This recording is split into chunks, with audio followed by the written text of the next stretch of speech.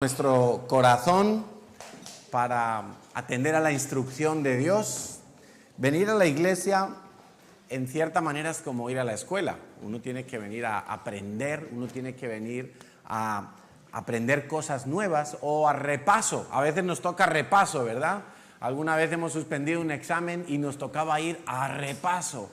Bueno, algunos seguramente están aquí hoy en repaso, porque quizás se van a dar cuenta que han caído en alguno de los peligros de los que vamos a hablar durante varios domingos. Vamos a iniciar una serie que le llamamos Los peligros de la iglesia actual. Hoy es entonces el primer día de esa serie y vamos a hablar de un peligro que se llama autocomplacencia. Autocomplacencia. Y ciertamente algunos conciben la iglesia como un lugar tranquilo, pacífico, donde todo tiene que ser sosegado, donde no hay sustos ni inconvenientes, pero lo cierto es que no necesariamente va a ser así, más bien podemos asegurar que no va a ser así. Y la iglesia está sometida a continuos peligros, a continuos retos. ¿Por qué? Pues yo he clasificado esos tipos de peligros en dos bloques principales. Uno son los peligros naturales, digamos terrenales, y otros son los peligros espirituales. Terrenales porque la iglesia está compuesta de personas terrenales. Hasta donde yo veo por aquí, y la vista más o menos la tengo bien con estas gafas, no veo ningún marciano por aquí. No veo nadie de otro planeta. Entonces somos personas terrestres, personas que tenemos que estar pisando el suelo todos los días, que tenemos que estar con los pies sobre la tierra. Aunque algunos aparentan ser tan espirituales que siempre todo les va muy bien y siempre todo es favorable. Pero yo sé que no. Yo sé que no porque yo soy exactamente igual que tú. Y como soy igual que tú, sé que tú también tienes luchas como yo las tengo, tú también eres sometido a tentaciones, tú también tienes que pasar pruebas, tú también tienes que desarrollar la fe, porque soy exactamente igual que tú. No hay ninguna diferencia entre tu corazón y el mío. Dios por fuera nos ha hecho diferentes, pero por dentro tenemos exactamente las mismas necesidades. Y la parte espiritual de la iglesia, evidentemente, es porque Cristo es cabeza de la iglesia. Entonces la iglesia tiene esos dos aspectos, vamos a decir. El aspecto natural, terrenal, el aspecto humano y tiene el aspecto espiritual o celestial. Entonces, en el aspecto humano, en el aspecto natural, el peligro de la iglesia tiene que ver con las relaciones entre los miembros de la iglesia, incluso las relaciones entre miembros de diferentes iglesias, lo que se llamaría la nube de cristianos, ¿sí? Y si las relaciones son buenas, pues la iglesia es saludable. Y una relación buena se construye a base de sinceridad, confianza, sujeción, amor, honra, integridad, bondad, generosidad. Si las relaciones están construidas de esa manera, va a haber relaciones buenas, saludables en la iglesia. Y entonces los peligros que afectan a la iglesia desde el punto de vista de las personas estarán muy mitigados y muy minimizados. Pero las relaciones pueden ser malas y eso va a desembocar en una iglesia débil, en una iglesia abocada al fracaso, a la ineficacia y a la destrucción. Y una mala relación entre nosotros empieza cuando hay mentiras, cuando hay traiciones, cuando hay desconfianza, cuando hay resentimientos, cuando hay competencia entre nosotros, cuando hay envidias, murmuraciones, cuando se abusa de la confianza. Y eso es algo que se da más comúnmente de lo que pensamos, el abuso de confianza. ¿Por qué? Porque la iglesia es un lugar donde se supone que confiamos los unos en los otros, porque todos somos hijos de Dios, porque todos queremos hacer el bien, porque todos estamos pendientes de hacer las cosas como Dios dice que se hagan. Y entonces, en algunas ocasiones, entra gente en la iglesia a abusar de esa confianza. Y entonces es donde vienen las estafas, las traiciones, las mentiras, etc. También puede haber relaciones contaminadas por el pecado, ¿sí? Y eso es algo que nosotros tenemos que enseñar en la iglesia. No podemos hacer que el pecado sea algo normal entre nosotros. No puede ser que la iglesia se parezca, o mejor dicho, no puede ser que la iglesia esté en la misma condición en la que está el mundo. Dice Colosenses 3:16, dice que el mensaje de Cristo con toda su riqueza llene sus vidas. Y yo espero que hoy el mensaje de Cristo esté llenando tu vida. Enseñe y aconseje. En la Reina Valera dice exhortar unos a otros con toda la sabiduría que Él da. Por eso en la iglesia, para que haya buenas relaciones, para que el ambiente no esté contaminado por el pecado, nosotros, y cuando digo nosotros me refiero a los pastores y los líderes que tienen discípulos, tenemos que obligarnos a la parte más fea de la iglesia, que es la exhortación, corregir lo que está mal. Entonces, si yo veo a un discípulo que se ha acostumbrado a llegar tarde, yo le tengo que decir: Pepito, mírate de ponerte el despertador media hora antes. Mírate de salir rápido de la cama, de levantarte, de llegar puntual. Si yo veo a Pepita que viste como esas morcillas de Burgos, ¿habéis visto las morcillas de Burgos? Que tienen la piel tan apretada que ya la morcilla se sale. Pues entonces le tendremos que decir a Pepita: Pepita, modérate, porque tú no eres una morcilla, tú eres una mujer, tú eres una hija de Dios. O sea, Daniel se ríe. Entonces, esa es la parte fea, pero nos toca, queridos hijos e hijas de Dios que estáis aquí, y que espero que la palabra de Dios esté llenando tu vida en esta mañana. Entonces, si alguna vez te exhortaron, te dijeron alguna cosita que tenías que corregir, pues no te lo tomes mal. Entiéndelo como parte de la higiene que tenemos que tener como iglesia, del buen ambiente que tiene que haber entre nosotros. Y todos somos conscientes también que en alguna ocasión en la iglesia se meten lobos.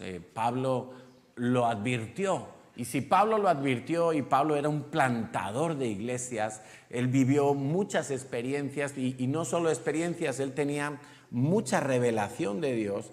Él sabía que en algún momento en las iglesias entran lobos.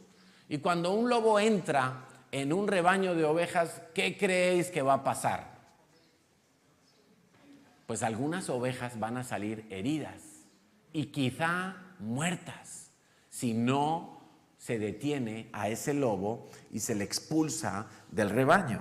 Y no nos tenemos que asustar de que estas cosas pasen, porque es necesario que pasen. Y porque es uno de los peligros a los que está sometido la iglesia. Dice Primera de Juan 2:19, hablando acerca de personas de ese tipo, de las que entran en la iglesia para dividir, de las que entran en la iglesia con sensualidad, de las que entran en la iglesia para estafar, para engañar, de las que entran en la iglesia para traer falsas doctrinas, falsas profecías. Dice, esas personas salieron de nuestras iglesias. Llegó un momento que algo pasó, o bien los echaron, o bien los sacaron, o bien los invitaron a marcharse. Dice, pero en realidad nunca fueron parte de nosotros. De haber sido así, se habrían quedado con nosotros. Al irse, demostraron que no eran parte de nosotros. Yo recuerdo hace años, había un hombre que venía a la iglesia y él decía que tenía el don de profecía. Yo no lo sé. El caso es que él profetizaba, y todas las profecías que él decía, la gente quedaba hecha polvo. O sea, todo lo que hacía, todo lo que él profetizaba era malo. tú estás en pecado, Dios me ha dicho que tienes que dejar ese pecado, Dios me ha dicho que te cuides porque estás mal, porque tu camino es torcido, cosas así todo el tiempo. Y Él no nos avisaba a nosotros, los pastores de la iglesia, para decir esas profecías a las ovejitas. Él iba, las pillaba en un rinconcito, ¡tras!, y les metía la dentellada. Y esa ovejita quedaba hecha polvo. Entonces, cuando yo me enteré de lo que estaba pasando, yo dije, tenemos que parar a este lobo. Este lobo o le paramos o le sacamos los dientes. Entonces yo le dije, mira, fulanito, de ahora en adelante, cuando tú quieras dar una profecía o una supuesta profecía, tú me la vas a contar primero a mí, porque yo soy el pastor de la iglesia. Y si yo considero que esa profecía es para que tú se la digas y se la comuniques a la persona, lo harás, y si no, no. Bueno, pues el tipo no me hizo ni caso. El tipo siguió haciendo de las suyas, siguió mordiendo a las ovejas y ya hubo que invitarle y decirle, ¿sabes qué? No vengas más. En esta iglesia no queremos tus profecías, no las queremos porque si eran de Dios o no, la verdad no lo sé, pero estaban dadas con un mal corazón, estaban dadas con una mala intención, eso no era sano. Entonces, para los que tienen sueños y visiones donde otras personas de la iglesia están involucradas, ya aprovecho para instruiros que no todo lo que Dios te revela es para que tú vayas y se lo cuentes a la persona. A lo mejor es simplemente para que ores o para que te cuides de esa persona, pero no necesariamente para que vayas y le sueltes esas palabras. Y en todo caso, pues consulta con nosotros porque vamos a saber dar la dirección correcta para esa palabra. Entonces, ¿qué ocurre? Hay una lucha de los pastores. Los pastores, yo hablo con muchos pastores en la ciudad o con algunos y siempre tenemos una lucha y es que no queremos perder a nadie en la iglesia. Entonces, tratamos cuando hay alguien que se está portando mal, hay que ser paciente con esta persona, es que vamos a darle otra oportunidad, es que vamos a ver si cambia, vamos a esperar un tiempo, vamos a darle amor, pero hay ocasiones donde toca perder. Pero como nos dice el apóstol, no siempre es perder porque en realidad no eran de nosotros. Hay momentos en los que alguien tiene que salir de entre nosotros para que la iglesia pueda seguir creciendo, pueda seguir madurando y pueda seguir extendiéndose hacia el propósito de Dios. Entonces, a veces la gente confunde confianza con descaro, ¿sí? A veces hay personas que no quieren dejar su pecado y eso contamina la iglesia. Pero cuando una persona no quiere dejar su pecado, esa persona tarde o temprano se acaba marchando de la iglesia o se acaba arrepintiendo de su pecado. No va a permanecer en la iglesia toda la vida con el mismo pecado. Y quizá tarde años, pero finalmente esa persona se va a definir en un sentido o en otro. Entonces, alguien que viene a la iglesia para contaminar, para dividir un matrimonio, por ejemplo, esa persona, si no se arrepiente, no va a permanecer. O alguien que deja puertas abiertas al ocultismo y al mismo tiempo quiere la parte espiritual de la iglesia, esa persona no va a permanecer si no se arrepiente. Entonces, la otra cara de la moneda, el otro aspecto de la iglesia es la parte espiritual. También hay peligros allí, porque en la parte espiritual hay una actividad demoníaca, hay una actividad de demonios contra ángeles, y eso es algo constante, eso es algo que se desarrolla sin que tú y yo lo veamos, pero que no nos podemos olvidar que existe. En Efesios 6, 11 y 12 se nos dice: pónganse toda la armadura de Dios para poder mantenerse firmes contra las estrategias del diablo. Ya no solamente es que tenemos o que hay una lucha en la cual nosotros indirectamente podemos participar por medio de nuestra intercesión, de nuestra oración, de nuestro ayuno, de nuestra fe, de nuestras obras bien hechas de acuerdo a la voluntad de Dios, sino que además en esa lucha se nos dice que el enemigo utiliza estrategias. No es una lucha a lo loco, no es una lucha simplemente de echar un pulso a ver quién tiene más fuerza. Si fuera de eso, sería muy sencillo porque Dios es invencible y los ángeles de Dios son más poderosos. Pero no se trata simplemente de fuerza, se trata también de estrategia, de acechanzas, dice la Reina Valera. Dice, pero no luchamos contra enemigos de carne y hueso, no luchamos contra nuestra suegra, contra nuestro jefe, contra nuestra esposa, contra nuestro líder, contra nuestro vecino, contra la policía. No, esa no es nuestra lucha, sino contra gobernadores malignos y autoridades del mundo invisible, contra fuerzas poderosas de este mundo tenebroso y contra espíritus malignos en las regiones, en los lugares celestiales. Cuando Pedro estaba tratando de defender a Jesús, cuando vinieron a apresar a Jesús, ¿os acordáis? Estaban en el huerto de los olivos y de repente viene Judas con una turba de gente y Pedro se adelanta y saca su espada, ¡chas!, y le corta la oreja a un siervo del sumo sacerdote. ¿Qué le dice Jesús? Tranquilo, Pedro, guarda tu espada, porque el que mata a espada morirá. Dice, ¿no crees que yo podría pedirle al Padre más de 12 legiones de ángeles y el Padre me las enviaría para ayudarme? Hay un mundo espiritual y ese mundo espiritual está operativo todo el tiempo. Jesús no pidió al Padre esas 12 legiones de ángeles que podríamos entender que son el número asignado para proteger al Mesías durante su tiempo en la tierra. 12 legiones de ángeles, para que nada pudiera entorpecer los planes de Dios. 12 legiones de ángeles. Claro, Jesús podría haber pedido al Padre esa ayuda espiritual, pero no lo hizo porque Él sabía que tenía que morir. Y acerca de los peligros espirituales, no vamos a hablar más en esta mañana, pero sí os recomiendo que os escuchéis o repaséis, y los que no lo han hecho, pues que las escuchen por primera vez, las predicaciones del Redil. Están ahí en YouTube. Tú buscas en YouTube el canal CCI Madrid, lo podemos escribir aquí, Natalia, por favor. CCI Madrid en YouTube, y ahí tienes todas las predicaciones del Redil, donde hablamos de, David Henao nos habló de las caras de la religiosidad, es un peligro espiritual. Yo hablé de la división, es un peligro espiritual. Se nos habló del compromiso, de las buenas actitudes, de estar plantados en la casa de Dios, los peligros financieros, un montón de cosas, ahí están. Excelentes temas para repasar y revisar y aumentar nuestro conocimiento y nuestra instrucción de parte de Dios. Entonces, hoy vamos a hablar de autocomplacencia, porque ese es uno de los peligros que vivimos en la iglesia actual del primer mundo. No creo que la iglesia subterránea de China, por ejemplo, esté viviendo en la autocomplacencia. ¿Por qué? Pues porque ellos no tienen un lugar para reunirse, tienen que reunirse secretamente.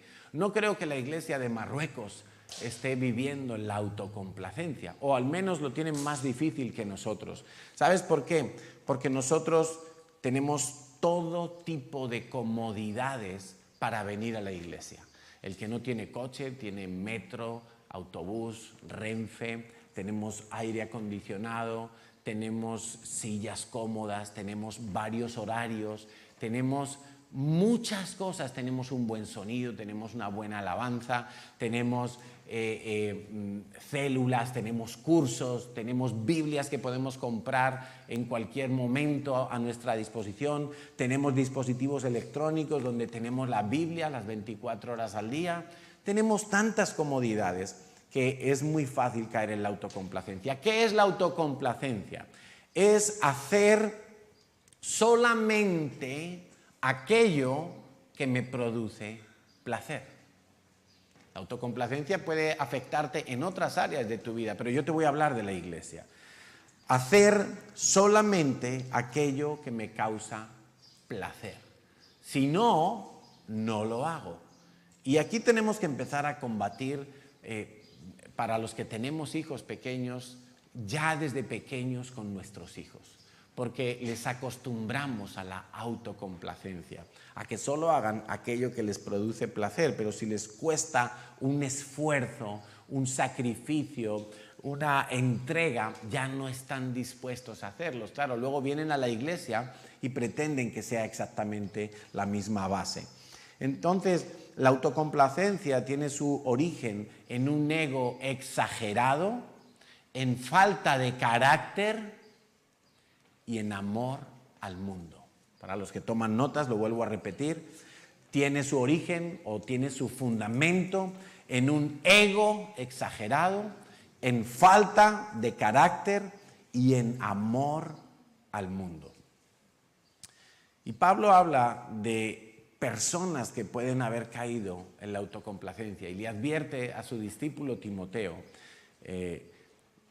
en Timoteo 3:2, dice: pues la gente solo tendrá amor por sí misma y por su dinero. Está hablando de un tipo de personas que habrá en los últimos tiempos y estarán dentro de las iglesias. Gente que solo piensa en sí misma, gente que solo piensa en su propio interés, gente que solo busca su propio placer. Y si esta actitud se generaliza en la iglesia, entonces vamos a ser una iglesia absolutamente ciega, absolutamente ineficaz, como la iglesia de Laodicea. En Apocalipsis 3:17, el Señor mismo está exhortando a esta iglesia y le dice: tú dices, iglesia de Laodicea, tú dices en tu mente, en tu corazón, tú piensas de esta manera: soy rico, tengo todo lo que quiero, no necesito nada. Pero no te das cuenta que eres un infeliz, un miserable, pobre, ciego y estás desnudo. O sea, en realidad no tienes nada. Aunque tú creas que lo tienes todo y que ya no necesitas nada, estás muy lejos de la verdad. Entonces, la autocomplacencia puede aparecer en nuestras vidas en dos escenarios diferentes. El escenario A es cuando yo he sido bendecido y ya tengo lo que anhelaba y entonces me acomodo. Dale un codacito así suave al de al lado y dile: no te acomodes, no te acomodes, no te... muévelo un poquito, ahí, dale, sí, eso, no te acomodes. Cuando uno va al cine, uno se sienta en la silla y uno se sienta primero así con la espalda recta y según va pasando la película, eso es acomodarse. Y eso es lo que nos pasa en la vida cristiana, que acabamos tumbados ahí en el sillón. Se nos escurrió el culete para adelante, ¿no? Entonces, a veces las personas, cuando reciben la bendición que Dios le ha dado, pues se acomodan en esa bendición. Ya Dios me ha dado un esposo, una esposa, entonces ya no sirvo como antes, ya no estoy tan apasionado como antes. Dios me da un buen trabajo, pero ahora paso muchas horas cuidando ese trabajo y ya no tengo tiempo para servir. Tengo amigos en la iglesia, Dios me ha dado amigos en la iglesia, amigas, y ahora paso más tiempo con ellos que con Dios. Como tengo Facebook y YouTube para escuchar las predicaciones, ya no tomo notas en la iglesia porque ya repasaré en casa. ¿Nos estamos dando cuenta? Dios me da un buen sueldo y ahora resulta que me vuelvo más escaso que antes. Cuando ganaba 800 euros, 1000 euros, no me parecía mucho dar 100 euros de diezmo, pero cuando gano 2000, 3000, uy, ahora voy a sacar 300 euros, pero esto es mucho dinero y ya me parece mucho, ¿sí? Y entonces ya nos volvemos más escasos que antes. En estos días ocurrió algo gracioso en mi casa.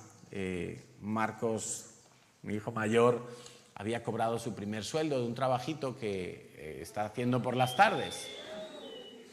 Entonces, él dijo: papá, voy a dar la primicia, pero se me ha olvidado ir al cajero. Entonces, te traigo ahora el dinero, y eso era el domingo por la tarde, estábamos en casa. Dice: te traigo el dinero y tú ya lo metes con todo lo del fin de semana. Digo: sí, claro, no hay problema. Entonces, él me trae su dinero. Y bueno, voy a decir la cifra, me trae 500 euros, era su primicia, su primer sueldo.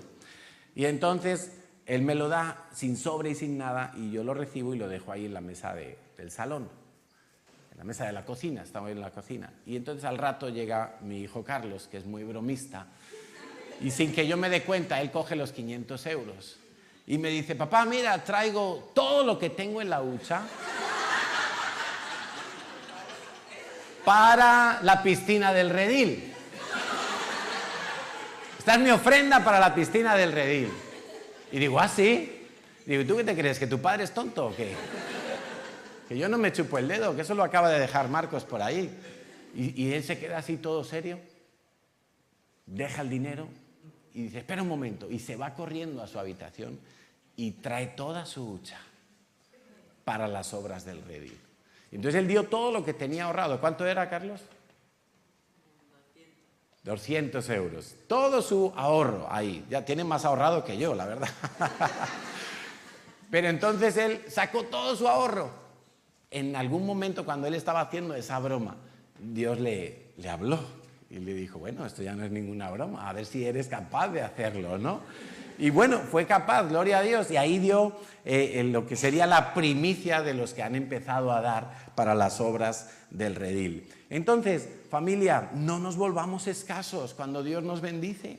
No nos volvamos ya como, uy, ahora es mucho lo que tengo que dar, ¿no? Y yo creo que a veces nosotros no tenemos más milagros en nuestra vida porque no nos atrevemos a ser como niños para creer a Dios.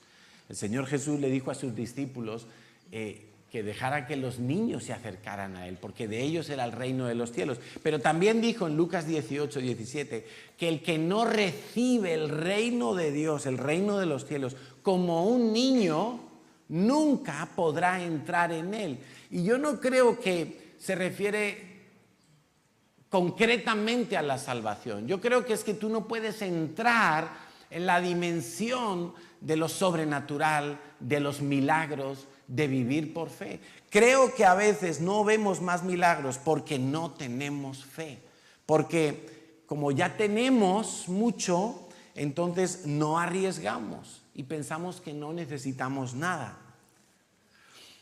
Y entonces ya tenemos mucho de lo que queremos, como ya tenemos una televisión, como ya tenemos un móvil, como ya tenemos ropa, como ya tenemos transporte, hospital, colegio, como ya tenemos de todo eso, no nos atrevemos a vivir por fe, a ir más allá, a dar pasos de fe. La fe obra y entonces después viene Dios y completa con lo sobrenatural, con el milagro. Entonces, una iglesia complaciente no ora. Una iglesia autocomplaciente no ora porque no ve la necesidad de orar. ¿Por qué? Porque ya tiene todo lo que quiere. Porque ya está acomodada. Hay una diferencia entre estar cómodo y entre acomodarse. Acomodarse es lo que le pasa a los políticos cuando llegan al poder, que luego no quieren soltar esa silla, ni aposta la sueltan. Se aferran a ese sillón de una manera que echan allí los garfios y a ver quién los mueve de esa poltrona, de ese lugar. Ya no quieren soltarlo. Y así nos ocurre a nosotros a veces. Oramos y a veces recibimos las cosas que estábamos anhelando y ya nos quedamos conformes ahí. Ya no vamos a por más, porque ya tenemos lo que queremos. Yo a veces oigo de gente que me dice, no, pastor, es que estoy mal, ore por mí. Y yo pienso, digo, no está tan mal como me dice, porque no viene nunca a orar.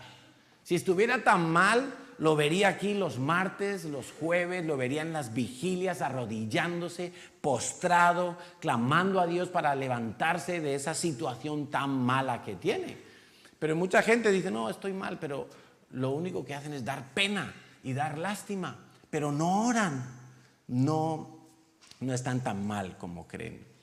Yo digo que a veces nos convendría incomodarnos obligatoriamente.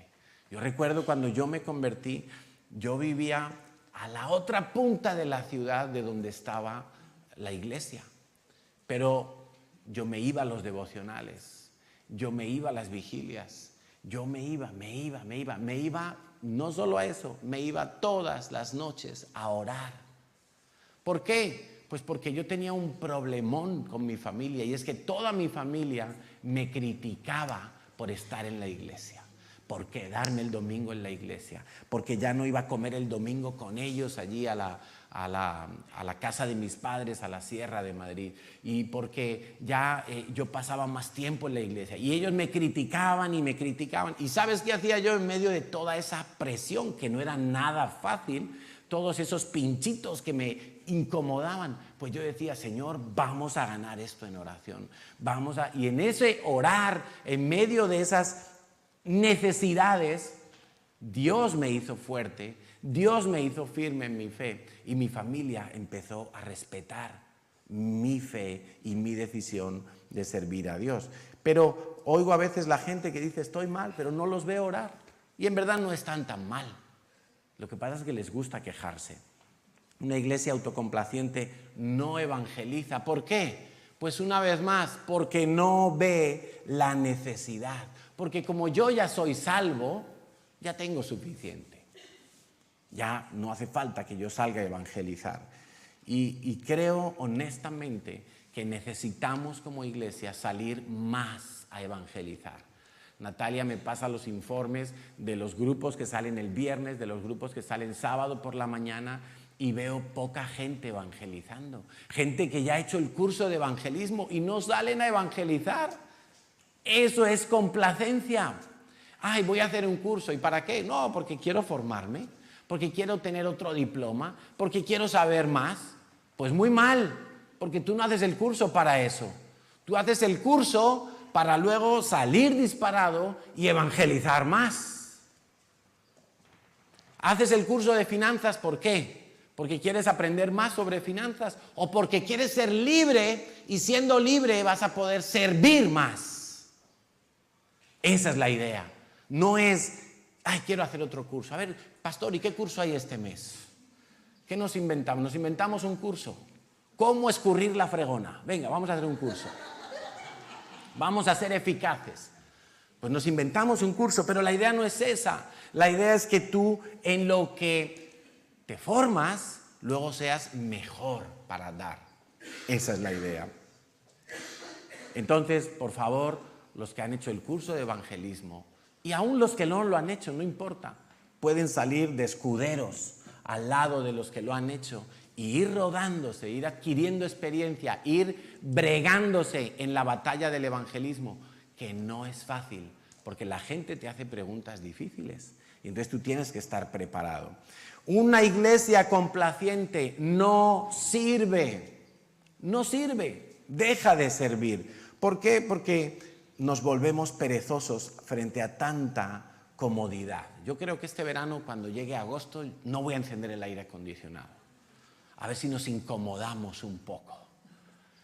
Tú sabes, cuando yo estaba jovencito, hace ya en el siglo pasado, y íbamos los domingos a danzar en la iglesia y no teníamos aire acondicionado. Y dirigíamos las danzas y eso, nos movíamos más que Dianita Mucha. ¿Dónde está ahí? Nos movíamos más todavía. Eso era un sin parar. Y terminábamos la alabanza empapados. Teníamos que ir al baño, quitarnos esa camiseta, adecentarnos un poco y ponernos otra camiseta para seguir el día, porque si no, no se nos iba a acercar ni nuestra mamá. Y no nos importaba. Y llegaba el invierno y no teníamos calefacción. Era un local que era un cine enorme de 800 metros cuadrados. Y la única calefacción era una especie de calefactor redondo gigantesco, de los que se usan en las obras, en los albañiles, en los paletas. Y eso lo ponían allí y se calentaban los 10 primeros. El resto estábamos con el abrigo y la bufanda puesta en la iglesia. Un frío que hacía.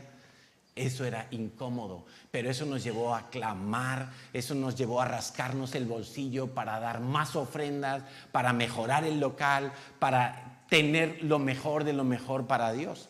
Ahora, el riesgo es cuando ya lo tenemos todo y entonces no servimos. Y en este sentido tenemos que aprender de lo que hace el águila. El águila llega un momento que sacude el nido, zarandea el nido.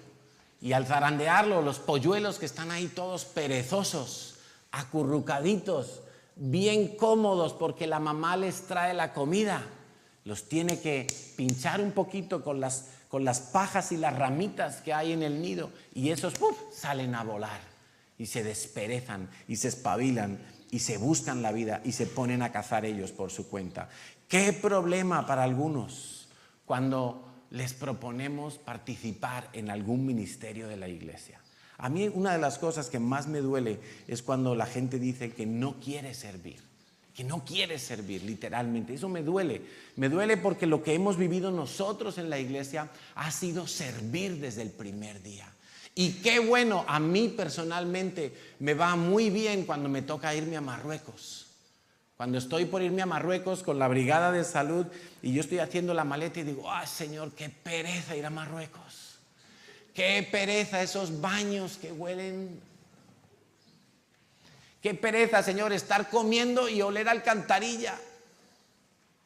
Qué pereza, Señor, que te vas a duchar y sale un hilo de agua, que estás ahí como... Yo creo que cuando llueve en Barcelona me ducharía mejor.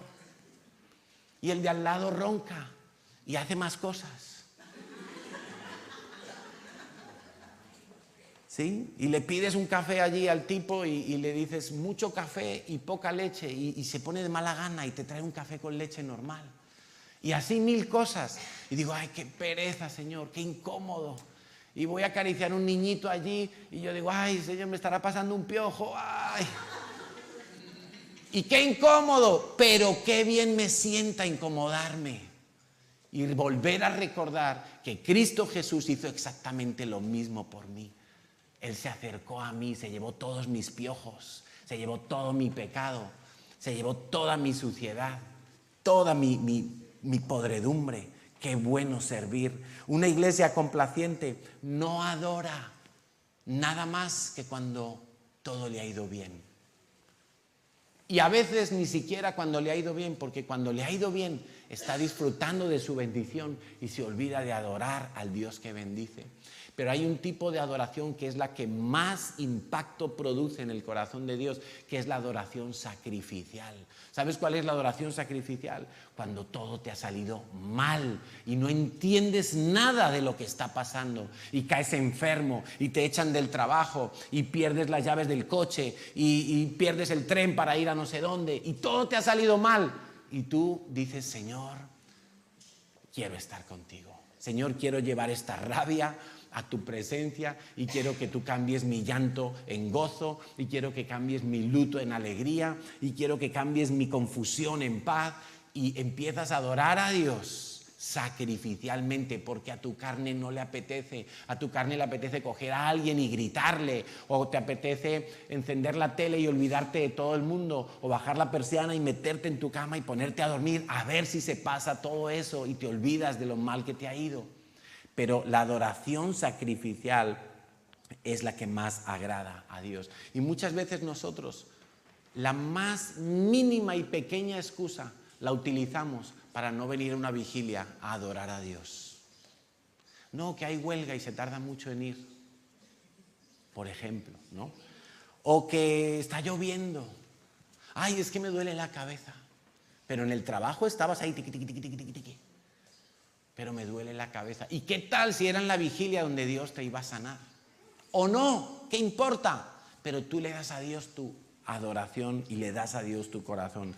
Una iglesia que es complaciente no pelea, vive siempre derrotada. Es gente que dice no me llega, no puedo, siempre estoy enfermo, siempre debilitado, siempre estoy quejándome. Y es una iglesia que como no pelea, como se ha relajado, viene la tentación y la tentación le vuelca fácilmente. Acordaos de lo que le pasó al rey David. ¿Cuándo pecó el rey David? ¿Cuándo se metió en el mayor lío de su vida el rey David? Cuando era el tiempo de ir a la guerra, nos cuenta la Biblia en el primer libro de Samuel, era el tiempo de ir a la guerra, pero él se quedó en casa. ¿Qué pasaba? Que David había ganado muchas guerras. David había metido caña a todos los pueblos alrededor de Israel. A todos les había dado tras. Y entonces él había conquistado muchos reinos, había engrandecido las fronteras de Israel hasta los límites que Dios le había entregado a Israel. Él se había convertido en un hombre temible para sus enemigos, pero un día se relajó, un día, escucha esto, un día. Y ese día se metió en un lío tremendo. Adulteró y después, para tapar el adulterio, organizó la muerte del marido de esa señora para que no se notara el adulterio. Pero Dios todo lo ve, ¿sí? Dice 1 Corintios 10:12, si ustedes piensan que están firmes, tengan cuidado de no caer. Familia, y volvemos del redil y pensamos que estamos firmes, ¿verdad? Oh, qué predicaciones, qué vigilia, qué liberación, qué devocionales nos dio Quique, esa palabra golpeó mi corazón y venimos firmes. Y hacemos así. Después de venir del redil, después de venir de un congreso, no oramos, ya dejamos de hacer nuestro devocional, no venimos al devocional de la iglesia, ya nos aflojamos con la célula, y el que esté firme mire que no caiga, porque un día que se relajó David y no fue a pelear, ese día el diablo le arrasó, bien arrasado. ¿Y qué lágrimas le costó a David? ¿Os acordáis cómo lloraba? ¿Os acordáis cómo afligía su alma? Y no le sirvió para salvar la vida del bebé, del embarazo fruto del adulterio. No le sirvió. Entonces, familia, no bajemos la guardia, no dejemos de pelear. Una iglesia complaciente no ama. ¿Por qué? Porque está buscando lo suyo. Y el amor verdadero, nos dice 1 Corintios 13:5, es el amor que no busca lo suyo. Está buscando, el amor verdadero siempre está buscando lo de los otros. Entonces, ¿qué ocurre? Una iglesia complaciente, como nos puede pasar a nosotros, como ya hemos crecido, como tenemos 2 reuniones, ya no importa si hay una ovejita que no viene, ya no la voy a buscar, ya no la llamo, ya no estoy pendiente de esa ovejita, ya no me importa, otro vendrá que ocupará su silla. Eso es una iglesia complaciente. Entonces se pueden buscar comodidades, pero no acomodarnos. El otro escenario, entonces, el primer escenario era cuando Dios me ha bendecido, ¿vale? ¿Lo tenemos claro hasta ahí? Cuando Dios me ha bendecido, tengo lo que le pedí a Dios y me relajo. El segundo escenario es cuando estoy en una búsqueda egoísta de mi bendición. ¿Y cómo sé si yo estoy en una búsqueda egoísta de mi bendición? Porque a veces la gente me pregunta, Carlos, ¿y puedo orar por tener una casa en la playa? Digo, claro que puedes orar por tener una casa en la playa. Carlos, ¿y puedo orar por tener un coche para no ir en el metro? Claro que puedes orar, por supuesto que puedes orar. Entonces, a veces la gente se confunde un poco, no sabe si puede orar pidiendo bendiciones o eso es algo muy egoísta. Bueno, el punto está, si yo tengo claro cuál es el propósito por el cual Dios quiere bendecirme y de hecho me bendice. Si yo tengo claro cuál es ese propósito, entonces mi corazón va a estar tranquilo. ¿Quieres saber cuál es la razón por la que Dios te bendice? Quiero que me acompañes a Génesis 12:2. Abre tu Biblia allí, Génesis 12:2, y Dios le está diciendo a Abraham, haré de ti una nación grande y te bendeciré y engrandeceré tu nombre. ¿Cuántos quieren eso? Yo quiero ser como Abraham, ¿verdad? Yo quiero que Dios me bendiga, que Dios me engrandezca, que Dios esté conmigo todos los días. Pero ¿qué dice al final? Y serás bendición. Te bendeciré y serás bendición. No es te bendeciré y te quedarás en tu casita relajado, acomodado, bajando la guardia y ahí te dormirás en tu propio placer. No, es te bendeciré y serás bendición. La bendición se recibe, escucha esto por favor, porque si no la bendición se pierde. La bendición se recibe para darla a otros. Es ahí cuando alcanza su máximo sentido. Se recibe para afectar, para llegar, para impartir a otros. Mateo 10:8 dice, sanen a los enfermos, resuciten a los muertos, curen a los leprosos, expulsen los demonios, den gratuitamente como han recibido. Entonces, ¿cómo oró Salomón cuando tenía que asumir el cargo de rey? Mira qué interesante es esto. Segunda de Crónicas, capítulo 1, versículo 10. Dame la sabiduría. Está orando Salomón. Imagínate, un joven que tiene que asumir la presidencia, porque eso era el rey entonces, la presidencia de una nación joven también, en proceso de formación. Dice, dame la sabiduría y el conocimiento para guiar a este pueblo correctamente, porque ¿quién podrá gobernar a este gran pueblo tuyo? Dios le dijo a Salomón, mira, por favor, escucha esto, por cuanto tu mayor deseo es ayudar a tu pueblo. ¿Estás oyendo? El mayor deseo de Salomón no era ser rico, no era ser poderoso, no era ser famoso, no era vivir cómodamente, no era que no hubiera guerras. Su mayor deseo era, Señor, si tú me has puesto por rey, yo quiero ser el mejor rey para este pueblo. Si tú me pones por profeta, yo quiero ser el mejor profeta para este pueblo. Si tú me pones por albañil, por paleta, yo quiero ser el mejor poniendo el suelo para que nadie se tropiece. Si tú me pones por pintor, quiero pintar de manera que nadie se distraiga con la pared y todos se concentren en el Señor. Si tú me pones de lo que sea, yo quiero que eso sea hecho de la mejor manera para que el pueblo se beneficie. Dice, y como no pediste abundancia, ni riquezas, ni fama, ni siquiera la muerte de tus enemigos o una larga vida, sino que has pedido sabiduría y conocimiento para gobernar a mi pueblo como es debido, te voy a dar todo. ¿Qué te parece? ¿Qué te parece? Si es que Dios no tiene problema en darte las comodidades, siempre y cuando tú sepas el propósito por el cual Dios te da esas comodidades. ¿Cambiarás ahora tu manera de pedir cosas? ¿La cambiarás? Alguien decía, yo pediré un coche para llevar y traer gente en la iglesia, para llevar y traer gente a los rediles. Un joven me decía, estudiaré algo que sea útil para la iglesia. Que sea útil para la iglesia. Santiago 4:3 dice, y cuando le pidan a Dios, y cuando le piden a Dios, tampoco lo reciben porque lo piden con malas intenciones. Desean solamente lo que les dará placer. No están pensando en bendecir a otros.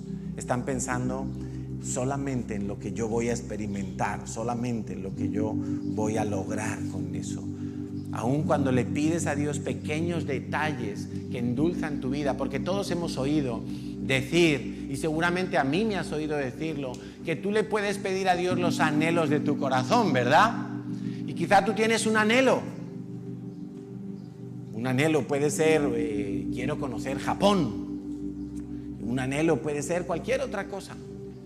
Ahora, ¿cuál es el propósito de ese anhelo? ¿Cuál es el propósito? Cuando tú recibas eso, ¿va a servir de algo para el reino de los cielos? ¿O estás pensando solamente en tu propio placer? Estás pensando solamente en tu propio bienestar. Es bueno que tú tengas bienestar, pero que ese bienestar te lleve a ser más eficaz en lo que tú haces para Dios. Oramos. Le damos gracias a Dios.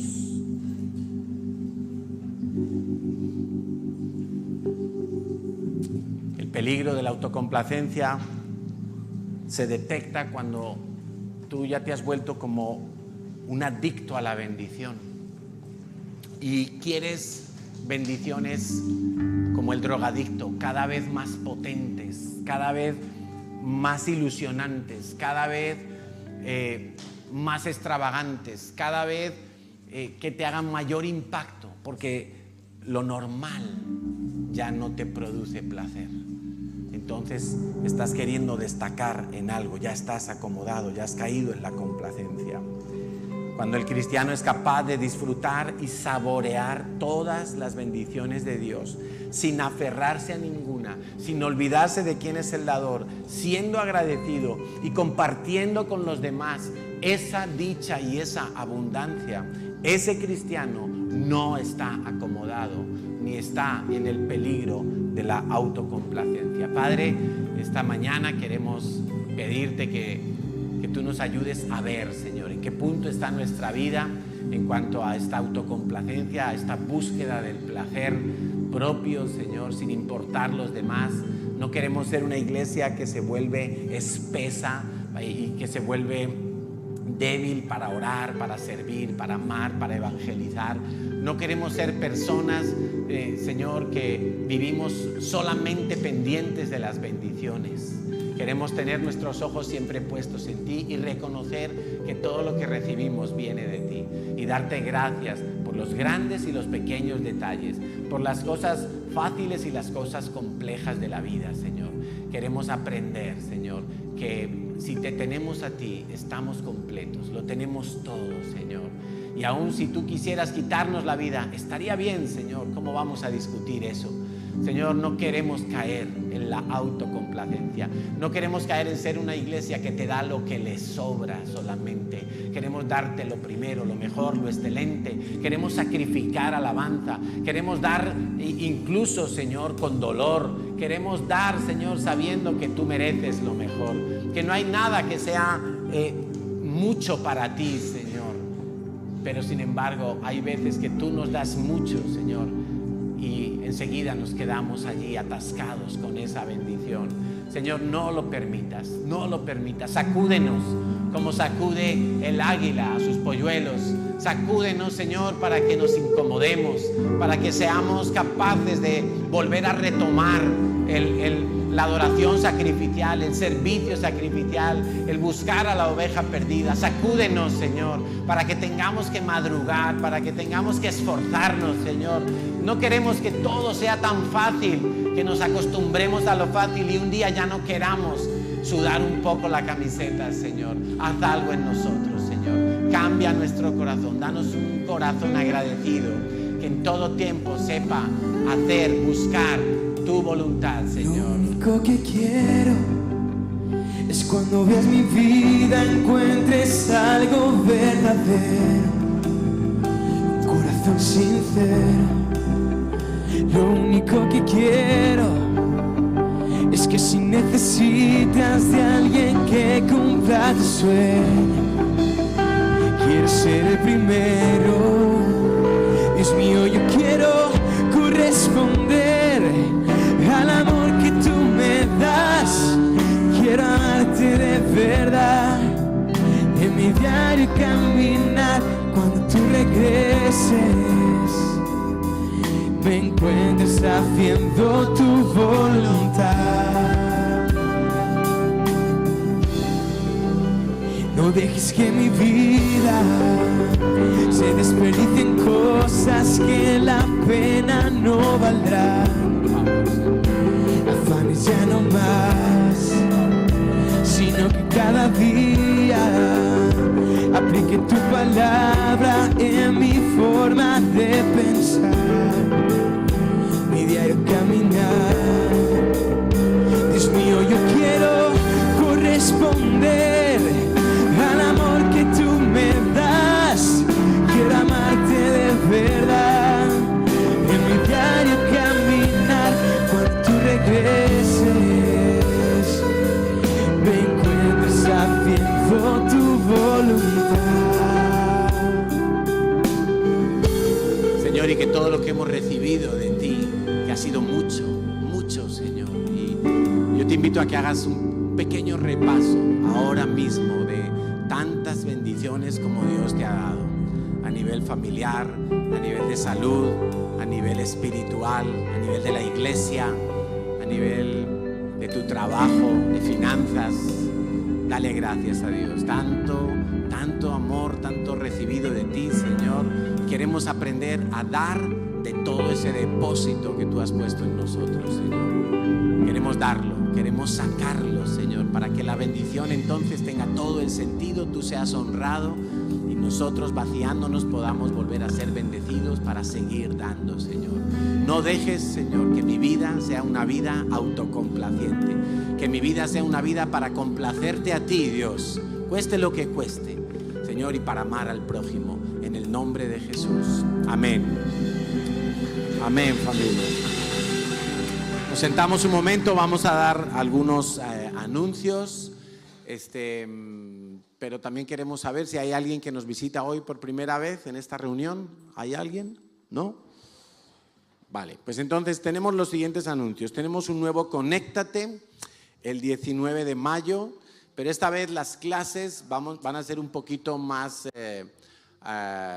bueno, en un horario un poquito más cómodo, más fácil. Van a ser de 11 a 12 de la mañana, es decir, mientras se celebra la primera reunión, pues ahí estarán estudiando el Conéctate. Las personas que estén interesadas, pues que se inscriban porque hay plazas limitadas. El segundo anuncio tiene que ver con la ofrenda especial de las obras del redil. Ya hemos visto seguramente todos el vídeo y esas obras han empezado ya. Algunas personas me han preguntado que, primero, que hasta cuándo hay plazo para dar ese dinero extra. Bueno, pues hay plazo en estos 2 meses, en el mes presente y en el siguiente, porque para julio ya la obra tiene que estar terminada. Y también me han preguntado que si lo ponían al alfolí de forma normal. Se puede poner al alfolí, pero sí me gustaría que lo pongáis aparte en un sobre, o por lo menos que pongáis tal cantidad es para las obras del redil, ¿sí? Puedes poner tu diezmo y puedes poner ahí también eso, pero que me indiquéis específicamente, esta ofrenda es para las obras del redil, porque yo quiero juntar todo lo que se recoja específico para las obras del redil y mandarlo todo junto a Madrid. 8 de junio, un anuncio muy especial. Tenemos un taller evangelístico con Jacobo Bock, el director de On The Rec Box, la caja roja. Él va a venir a Barcelona, va a estar con nosotros todo el día sábado. Vamos a concretar con él el horario. La idea es que vamos a hacer taller por la mañana y comeremos, y después por la tarde vamos a salir a evangelizar. Entonces va a ser algo súper guay, porque una de las cosas que hace Jacobo es que te enamora de evangelizar, te activa y te quedas con la necesidad de evangelizar. Y entonces va a ser algo que nos va a venir muy bien como iglesia. Ese mismo fin de semana, el domingo día 9, domingo, vamos a hacer Descubriendo la Verdad. Entonces, en la segunda reunión habrá un mensaje evangelístico que lo dará Jacobo, ¿sí? La primera reunión va a ser normal, digamos, y en la segunda daremos el mensaje evangelístico. Eso va a ser entonces el 9 de junio, Descubriendo la Verdad, para que ya vayamos pensando a quién vamos a invitar, a qué amigos, a qué familia, a quién que a lo mejor hace mucho tiempo que no viene a la iglesia. Vamos a repescar esa oveja perdida, que vuelva a escuchar que Dios la ama, que Dios quiere darle una oportunidad, ¿sí? Último anuncio es el viaje a Israel en septiembre. Ya tenemos fechas, ya se han cerrado las fechas del 5 al 13 de septiembre. Esta vez no cogemos ningún día de agosto. Del 5 al 13, si no me acuerdo mal, es de jueves a viernes, si no me acuerdo mal. Entonces, bueno, hay personas que ya están pagando su viaje a Israel de septiembre. Felicidades. Los que quieran dar pasos de fe, acuérdate, pasos de fe. Empieza a dar tus cuotas, 200, 300, lo que puedas, y vas a ver cómo Dios va a respaldar esa fe. Y finalmente en septiembre estaremos juntos en Israel. Y ahora solo nos queda entregar los diplomas del curso de finanzas. Pero solo está Carlitos aquí, ¿no? ¿Quién más? Y Pipe. Pues venga, vamos a dar pasar aquí adelante, por favor. Y que preparen la cámara. Mira, Pipe, cógeme los diplomas que están ahí, por favor.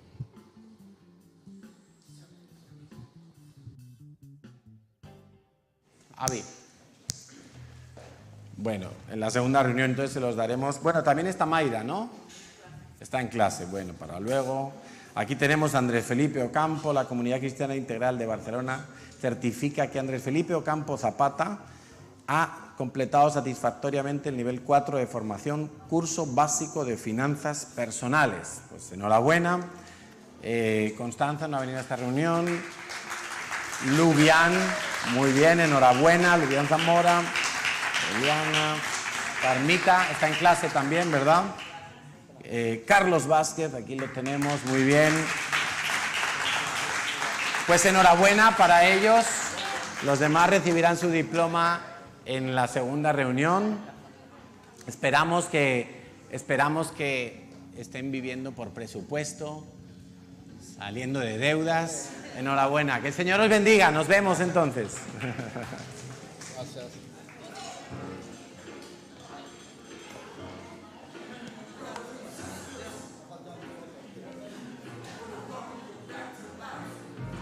Vamos.